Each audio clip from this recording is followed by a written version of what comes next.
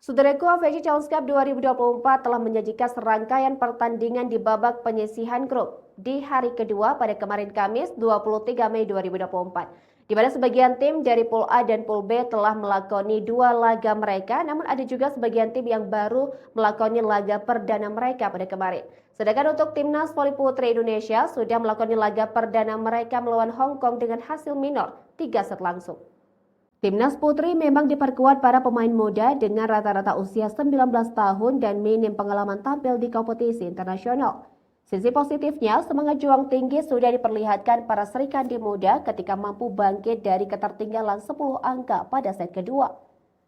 Bella Sabrina Agustina DKK mampu menyamakan angka dari ketertinggalan 13-23 menjadi sama kuat di angka 23-23. Dengan hasil satu kekalahan dari satu pertandingan, Indonesia berada di peringkat keempat pada fase grup klasemen AFC Challenge Cup 2024. Indonesia berada di atas Singapura yang sudah menelan dua kekalahan dan belum meraih satu set kemenangan.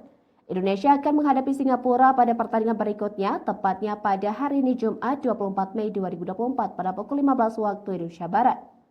Adapun rival terberat Indonesia tahun lalu yakni Vietnam menegaskan status mereka sebagai juara bertahan.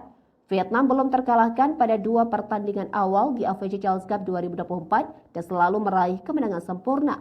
Opposite Vietnam, Nguyen Thi Bich Thuyen mencetak poin terbanyak saat mereka memetik kemenangan kedua atas Singapura dengan total 13 angka. Berikut klasemen AFC Challenge Cup 2024 fase grup. Pool A, India 6 poin, Filipina 3 poin, Australia 3 poin, Taiwan 0 poin, Iran 0 poin. Pool B, Vietnam 6 poin, Kazakhstan 3 poin, Hong Kong 3 poin, Indonesia 0 poin, dan Singapura 0 poin.